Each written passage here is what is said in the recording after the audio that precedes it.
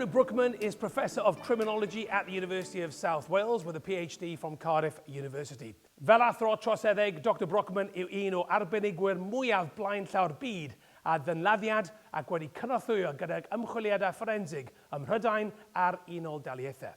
She's assisted the government to prevent serious crime in the UK, interviewing violent offenders in prisons and shadowing and observing detectives and forensic scientists as they investigate homicide in the UK and USA. Rydyn ni'n edrych ymlaen yn eiddga at y cyflwyniad. Please give a very warm welcome to Dr Fiona Brookman.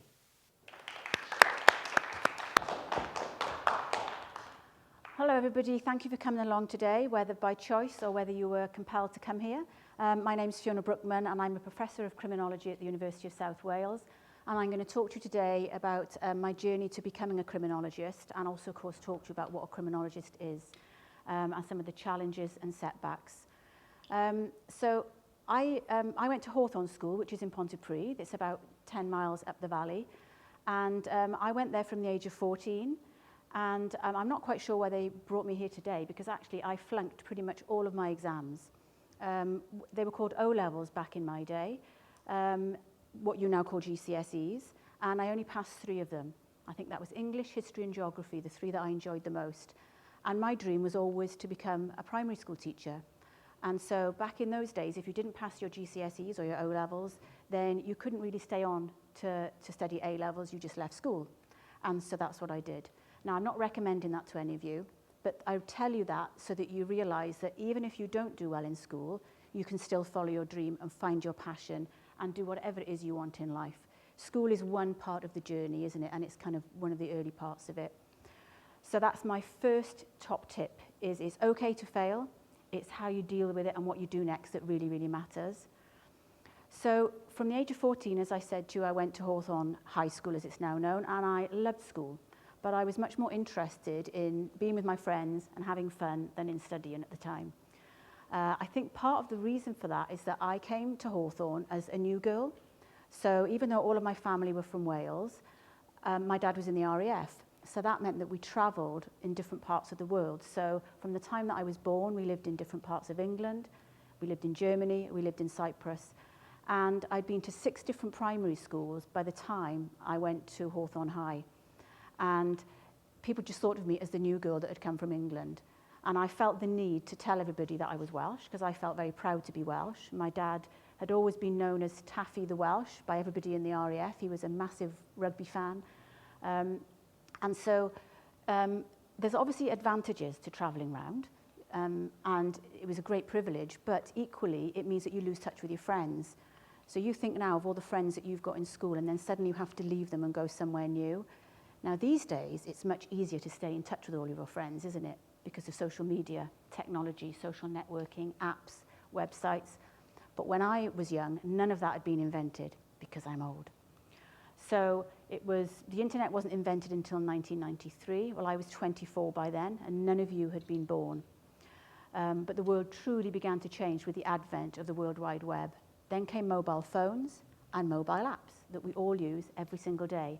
The first mobile phone app was available in 2000, and Apple introduced the App Store for its iPhone in the year 2008, which is the year that some of you in here were born. And that then, of course, revolutionized the mobile app industry.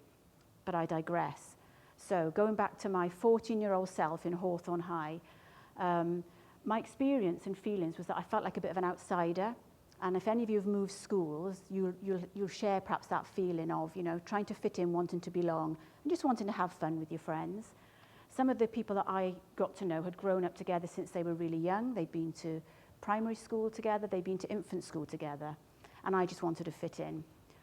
So I can vividly remember being at the bus stop, waiting for the school bus, and along came Helen, and she said to me, "Hello, who are you? I haven't seen you before. How are you?" And we kind of became friends from that moment. She's still, to this day, one of my best friends. And so that began my kind of journey to meeting new people, making lots of friends. So I enjoyed school, I had lots of friends and fun, but I didn't spend enough time on my schoolwork. In part, at least, because I was more concerned, actually, with having fun, fitting in, and just enjoying myself. So, failing, what happened next? So I've already mentioned to you that I didn't pass many of my GCSEs. I then left school with my hopes of being a primary school teacher, dashed. That's always what I'd wanted to do, and in fact, when I was very young, I used to line up all my teddies and my dolls and make them little books out of paper and teach them in my bedroom. So that was the end of that. I didn't really think I could do that. So what did I decide to do next?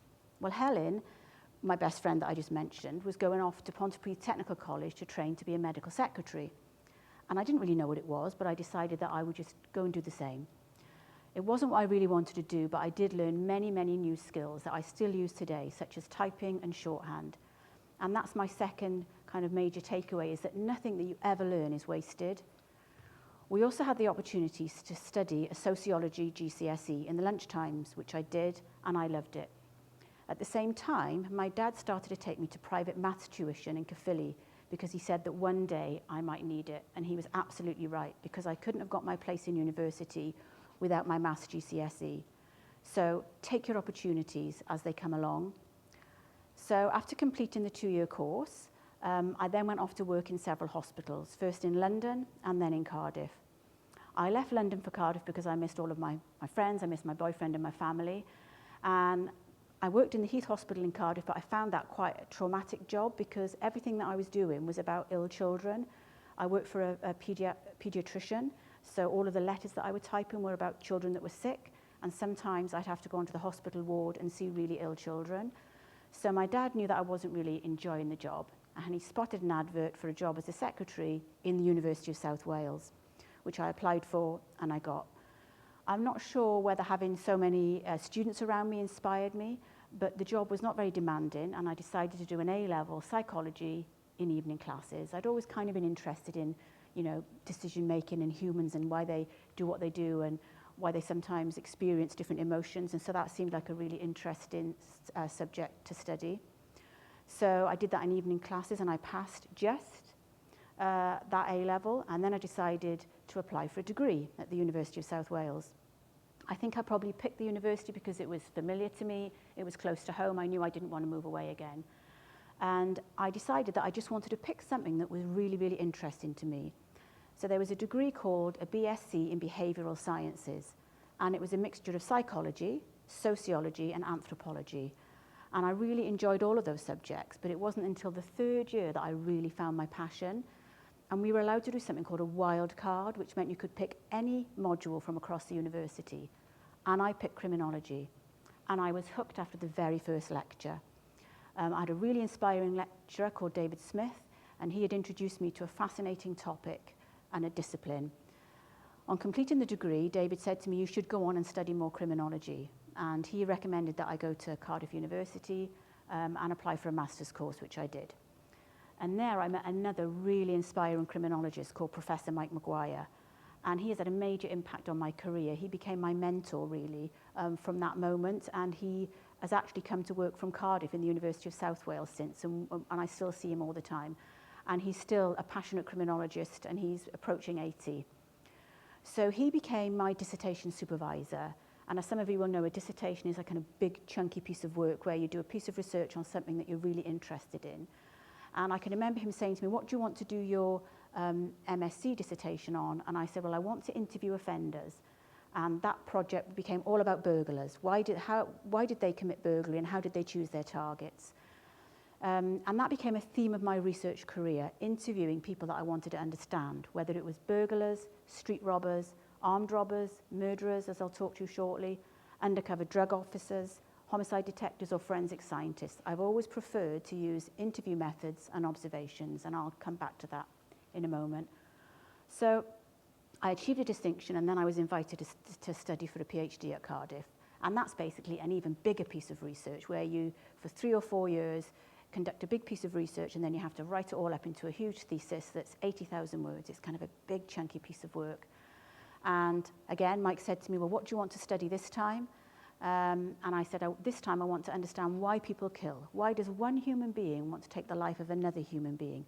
How and why does it happen? And what different kinds of homicides are there? So what exactly is a criminologist? What is being a criminologist all about? Well, as a professor of criminology, most of my time is spent studying and sharing ideas and a theory about criminology to my students. And criminology is the scientific study of crime, offenders, and victims of crime. as well as society's responses. So how does the criminal justice system respond? How do the media respond? How do we, the public, respond? And there's lots of different methods that we use, from large-scale surveys, from looking at statistics, through to doing interviews, and my preferred methods, in-depth interviews and observations. And the first half of my career was spent studying criminals, basically, and also how we might prevent and reduce violence. And then the second half of my career was really all about how do the police and the people that they work with try to catch criminals. What is it that they do? How do they get information from the public? And what kinds of things do they use from science and technology? Most of the people I've interviewed has been in a prison setting, which, as you can imagine, can be quite daunting. Just the whole process of going into a prison, it's fascinating, but it's never quite how you imagine. And I've always been really keen to sit down with offenders and gather their stories, their life stories. So how did they get from being a young child, like all of you, to suddenly becoming a person that's committing very, very serious crimes? And I was very interested in gathering the detail of the moments that led up to and the moment of the crime as it kind of unfolded. And then, as I've said to you, I became much more interested then in how the police catch criminals, or in fact fail to catch criminals. I became interested in difficult to solve homicides. Why are they difficult? Is it because the homicides themselves are very tricky, or is it that the police aren't doing the best job they can to catch them? So the most recent project that I've been involved in is looking across the whole of England and Wales at how the police investigate homicide using all sorts of different science and technology. So, for example, forensic science, digital technology. So the police these days look very often into people's mobile phones. They look at CCTV to get information and evidence to try and catch criminals. And I've also been lucky enough to go to America to do the same sort of research there.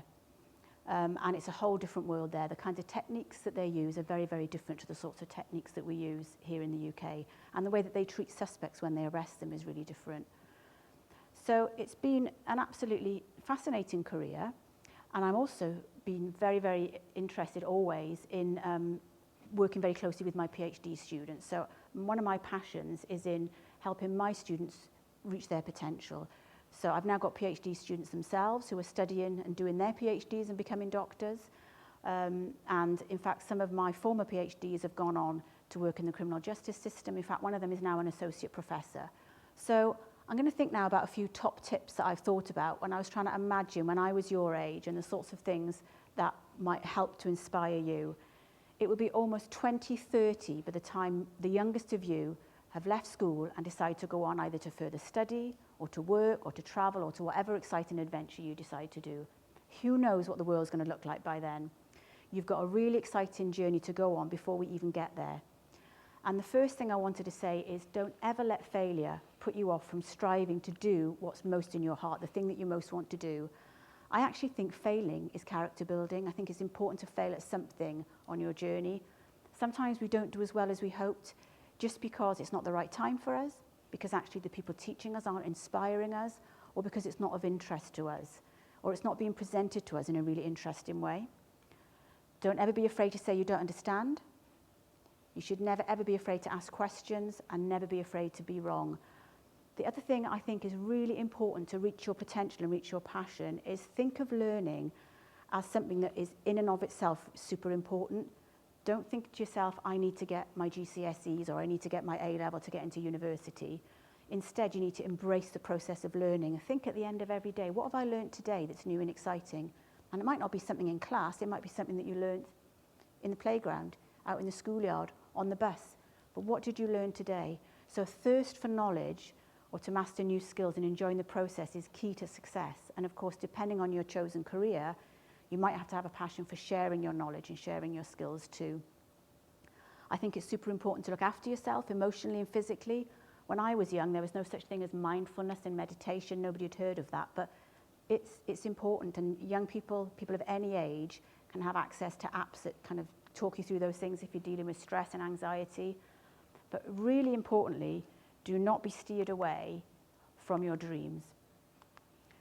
So whatever it is you enjoy, move towards that. And if people try to steer you away from that, don't do that. Surround yourself by people, by great mentors, whether it's teachers, friends, relatives.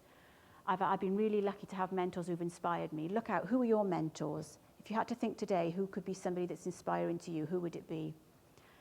And intelligence is really diverse. When I was in school, people thought of the really clever kids as the ones that were doing sciences and they were doing maths. But actually, I look back now and realise that some of the cleverest people I know did the arts. They weren't necessarily doing the science. So there's no such thing as one kind of intelligence. Being creative in whatever you choose to do is the most important thing. So, what inspires you? Who inspires you? Find your passion and be yourself.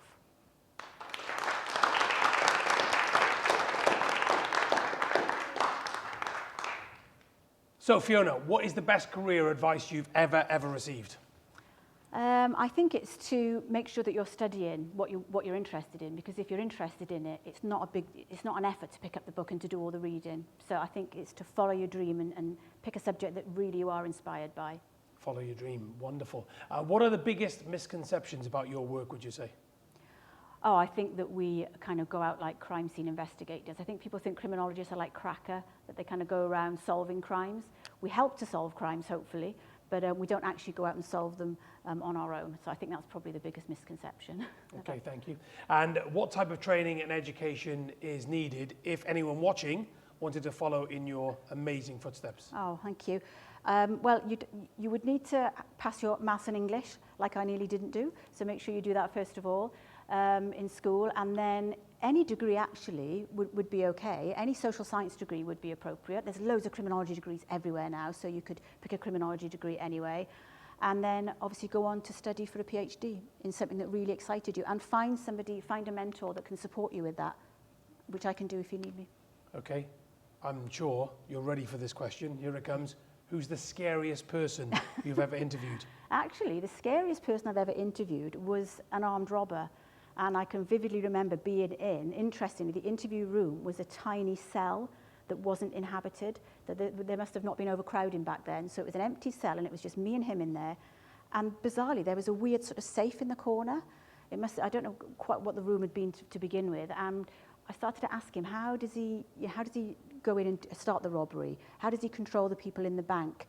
And he said to me, I'd say, shut up and be quiet and everybody don't move and get on the floor. And I said, well, what if I don't listen to you? What would you do then? And then he started to kind of almost enact what he would do, which obviously involved violence. He didn't actually hurt me, of course, but he was kind of reliving how he would act. And that was pretty scary because I realized as I was talking to him that he absolutely was prepared to take somebody's life if they got in his way. So he was far scarier than some of the murderers that I've interviewed. Wow, that is scary. Thank you very much indeed. Any questions from the audience? What do you think the biggest case you ever solved was? Well, I haven't actually personally solved any crimes, but I certainly have been involved in observing the police as they've solved some really, really important crimes. On the one hand, kind of following them as they've tracked quite high-end drug dealers across parts of Wales. That was really important work because obviously that can be really damaging to society. And then I've been involved in watching the police catch people who've committed multiple murders. So they've perhaps, killed multiple members of the same family, or they've killed a number of strangers on the street. So I haven't solved them myself, but I've been with the police as they've gathered the evidence to try and solve those crimes. And that's lots of different evidence that they pull together, from looking at CCTV to studying offenders' phones to interviewing people that might have heard or seen something. And in one case in America, I actually went out with the police late at night with their bloodhound, trying to track the criminal through the woods at night. That was the scariest case I was involved in because we thought he might still be there in the forest. Thank you. Another question? What's your favourite part of your journey? Thank you. I actually think the favourite part of my journey was doing my PhD, because that's the time in your life when you kind of really dedicate all your focus and attention on it. It's such a key, big piece of work. And then once you've done that and you start working, you don't get quite as much time ever to focus on a research project again, because then you've got lots of other things in your job to do. You're looking after all of your students and you're teaching, and you've got lots of other administrative things to do in work. So I think that one special time when all you're thinking about is that project was probably my favourite time. Thank you for your questions. One more? Is there any differences between here and other countries in the law aspect?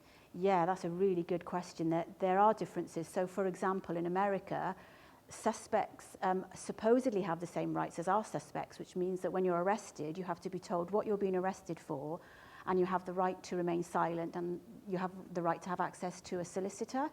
But when I did my research with detectives in America, they found really clever ways to trick the suspect so that they wouldn't have a solicitor and they wouldn't keep silent, and they would talk to the police and they would incriminate themselves, even though sometimes they were innocent. So they're allowed to use what they call trickery and deceit in America, and through that process they kind of get around the legislation which is called Miranda, which is the same as our legislation, which is the right to silence and a solicitor. So they do things very differently, and of course, you know, I think the police in America are just generally a little more aggressive in the way that they treat their suspects and arrest them. Thank you, audience, and thank you to Fiona.